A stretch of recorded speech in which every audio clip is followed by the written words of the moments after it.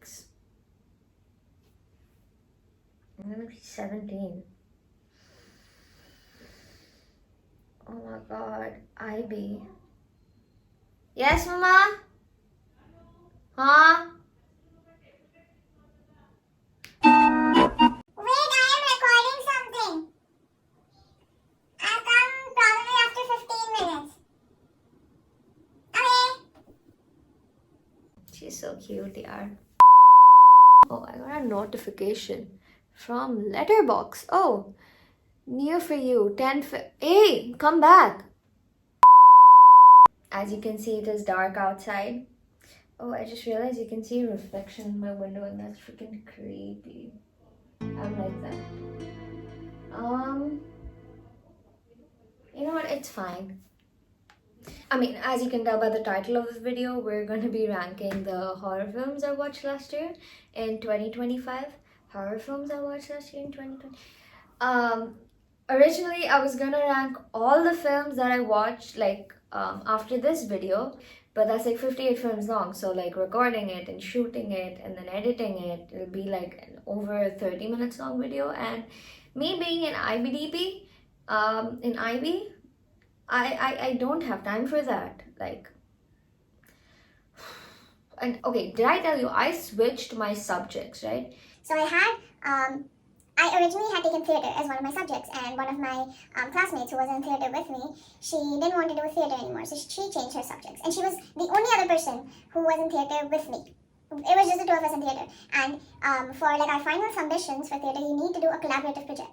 Who the heck am I going to collaborate with if I have nobody in theatre? Like, I can't do monologues for everything. That's just not going to work out. And so I was forced to drop theatre as well, and I cried about it for like days. But I mean, what can I do now? So I ended up taking biology. So I had to learn the entire like syllabus for biology that these people had covered. On top of that, I had to pick up like I switched from ESS, Environmental Systems and Societies, from SL to HL, like from a standard to a high level. So I had to pick up all of that portion, and I still haven't finished doing that. Even math, I went from AISL to AASL because like a lot of universities don't take AISL. And like while I am understanding, it's the fact that I need to put in so much extra effort that I don't want to. And that's annoying. But for now, we're gonna be ranking. I forgot that this is my mom's laptop and it's not touchscreen. Okay, so the first one you have is Nightcrawler. Nightcrawler was a pretty good film, I'm not gonna lie. Like, I remember watching this in a sleepover, and I remember seeing this, and I never want to meet Jake. I never want to meet Jake Gyllenhaal. He scares me, frankly. Like, it was freaking scary. Next one, you have The Shining. Can you see that? Yeah. And so I like the Shining so much that I rewatched it, and oh my god, I feel like the second time I watched it, it was like 10 times scarier. I was obsessed with that film like for at least a week, and for me that's a very big thing. A week is like long-term relationship. We have Karthik calling Karthik. So in this film, a guy who's like depressed and pretty much, I guess, a failure in life, he gets a call from himself, and the person who is also Karthik, Karthik calling Karthik, is like giving him instructions about like what to do in life and how to be and all of that. And it's pretty cool. Like, pretty good try for, a psychological film. Then we have Heretic. We've already talked about this in the other video, but I went into this film not expecting that much. Like, I knew it was going to be a pretty film, like visually appealing film, but plot wise I didn't know what to expect. And oh my god, it was so satisfying. I mean, the ending was kind of like but apart from that, the film was pretty good. Then you have It's What's Inside, also covered in the previous video. I feel like I don't want to say anything about this film because I feel like I'll say something and then I'll spoil the experience for you. Like, I'll just give a spoiler. So I'm just gonna say this film was like so good. I am like upset that I procrastinated watching this film for so long, but now that I have, oh my god. So just go watch it. Like, then after that we have The Good Nurse. Oh, this is also covered in the previous video. such a good film. Like, you wouldn't expect. I was honestly expecting something like Grey's Anatomy or something, because hospitals and nurses. Like, they played around with how to make the film as ominous as possible, and they did pretty damn good in that. Then you have Split. Okay, this has the same person in Atonement and Speak No Evil. I think that's the name of the film. That's also going to be coming up later. I don't think I've seen a film like this before. Like, obviously, similar themes I might have seen, but anything remotely close to like the plot and the point of this film, I don't think I have seen something like that before, which is why I found it so interesting. Then you have A Haunting in Venice. This film, while I do agree it is one of the better films from like the entire list of Agatha Christie's film adaptations, I don't know. I just like that style. It just really bores me. Like, I don't think it's just my kind of film. Like, I didn't think it was horror either. I don't know why I put it on this list, but I mean, if you want to watch it, go ahead and watch it. But I feel like there are better films you can watch. Okay, next we have a Korean film called Sleep, where this like husband, he has sleep paralysis, and because of his sleep paralysis, he puts like his wife and his baby in danger, and it was a very tense film. Like, I was at the edge of my seat.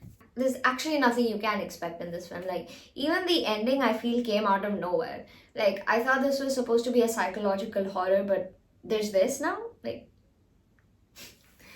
then you have The Invisible Man. I think it's the same actress as a Handmaid's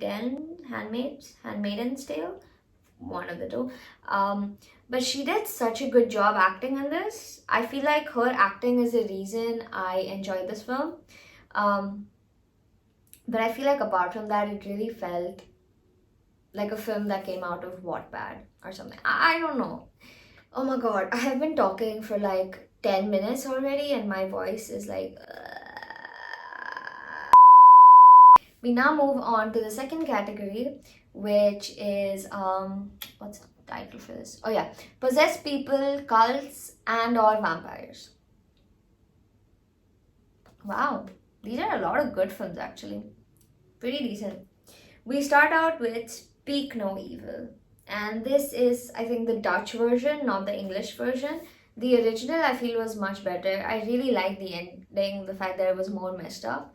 I love meeting new people and talking to new people, but I'm not gonna go to your house even if you invite me for like a vacation, for like even to stay for a day. Hell nah, I'm not going. The second film is Us. This is a Jordan Peele film, the same person who made Get Out. And I feel like if you like Get Out, you like this film. And I love Get Out, so obviously I love this film. There's another film also that I watched that I think I forgot to add on this list. Nope. Sorry, the film is called Nope. You will be satisfied if you're going for like a horror film. Some sci-fi elements, some like, what the heck did I just watch? That kind of film. Then you have Long Legs. Need I say more about this film? This is probably one of my favorite horror films of all time. Like, if that film did not freak me out so much, I would probably put a poster of it in my room. Then you have Cuckoo. I don't even know what to say about this film. Like, I was so confused, but I think that's the whole point of this film. It's just like,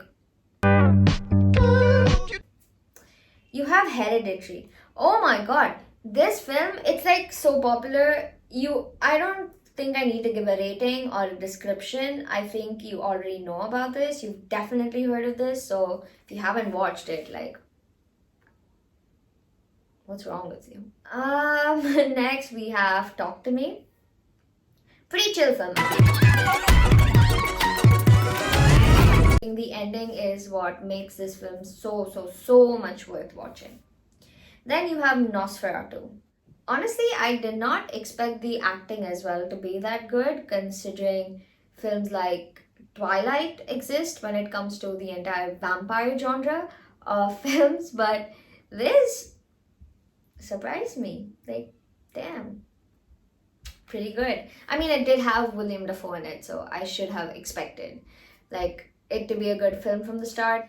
Then you have Oddity. Why is this film so underrated? Like, More people should be talking about this film. Like, this film is also, I guess, a psychological film. It's like two sisters. Out of that, one just died, and the other is a clairvoyant, and she is blind as well.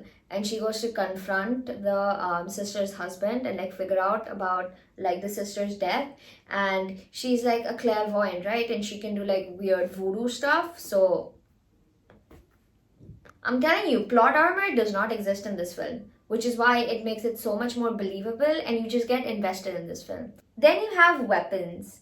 This film, oh my god. You know, like I heard so much about this film and I finally watched it around November, and it was such an interesting experience watching this film. I watched it all in one go. Like I started at like 12 in the afternoon during lunchtime, and then I finished it, and then I just spent the next 1 hour staring at my ceiling processing the film, and that night I didn't sleep either. Then you have Bring Her Back. Okay, need I say more about depressed mothers after their daughter died? Cults, rituals, and trying to bring back the dead. That just summarizes the film. And honestly, I think the fact that this stayed with me in a more psychological aspect than oh shit I'm terrified aspect is what made me like the film much more. It's very like, what the heck did I just watch? Okay, that ends our category of possessed people, cults, and or vampires. Then we move on to our next category of films that you watch strictly in a party. This is for the films that like are supposed to be horror, but they're not really horror. It's more like it feels scarier when you're like watching it together, and like jump scares come on the screen, and then everyone is just like ah, so you're also like ah, and that's why the film is enjoyable. Like Scream vibes.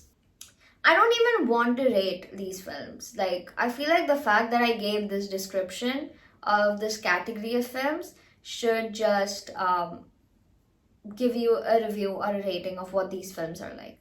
You have Evil Dead Rise, Smile 2. So, okay, Smile 2 was actually a pretty good film. Then you have Alien Romulus. I've actually, I've forgotten about this film. Like, I don't even remember. It wasn't that interesting. You have Until Dawn. How dare? Okay, but if you're gonna take the same name as the game, oh, that rhymed. if you're gonna take the same name as a game, at least like stick to the plot, or at least I don't know, like keep the same. I don't know, keep something same. Like, why would you do the film so dirty? After Until Dawn, you have The Monkey. You have The Conjuring, Last Rites. Then you have Heart Eyes. Okay, Heart Eyes was actually a pretty like fun film. Like it's meant to be unserious and like laughable. And it's just perfect in that way. I'm not saying it's a spectacular film, but it is, for what it is, it's pretty good to watch with friends. And then you have Host, which is like a horror film about like people getting possessed over a Zoom call, and it's like the lockdown was traumatic enough. Man, I don't care that much. Okay, and finally we end this category and we move on to the last one, which is zombies. Yeah, just zombie films. This category of films is probably my most, like, I love this film category. We start off with Train to Busan. This is such a good film. Like, oh my god. I think I've like rewatched this film like so many times that I know exactly what is gonna happen plot wise, like what's coming next. But I feel like this every time I rewatch it, I also like always notice something new. I don't think any zombie movie would beat the experience of me watching Train to Busan for the first time. #Alive was pretty close. Okay, after Train to Busan, you have 28 Days Later. This is like a really popular film, but I feel like I just don't get the hype behind it. Like, I feel like because it was so hyped that by the time I watched it, I went in expecting like a lot, and that like half ruined the experience for me. Still pretty decent. And then you have Shaun of the Dead. Oh my god, this is such a good film. Like, okay, you might not like zombies, but this film is just so funny, and you connect with the characters so much. Like, it's so heartfelt. You like fall in love with the characters almost. Maybe that's a bit too intense, but the characters are just so lovable and so funny that you get involved in the plot. I think it was just so well executed. And the fact that it critiques not only zombies and like zombie movies, but it also critiques how like the current world and how everybody is literally acting like zombies in the way they live their lives. I feel like it's a film that makes you think a lot about your own life, and that's why you get so invested in it. So, damn, good job. And last on the list, we have Extraordinary. This film, it's once again another underrated film. I feel like I've never heard anyone talk about this film, but it's so freaking good. Like, there's this woman who can communicate with ghosts. Her father used to also like communicate with ghosts, and because of like some event in her past, she like avoids communicating with ghosts and like helping other people communicate with. I'm saying that too much. It just sounds annoying at this point. But the point is, it's really funny. Okay, do we have? Nope, that ends our list. So those are all the horror films that I watched this year. If the numbering of my list is accurate and I managed to say all the films without missing one, that should be a total of 38 films. If any of those films interest you, do check it out, because in my opinion, a lot of these films are really good, apart from the ones that I very evidently said sort of sucked. But apart from that, I guess I have spoken enough. My voice feels dead by now, so I'm just gonna end the video here.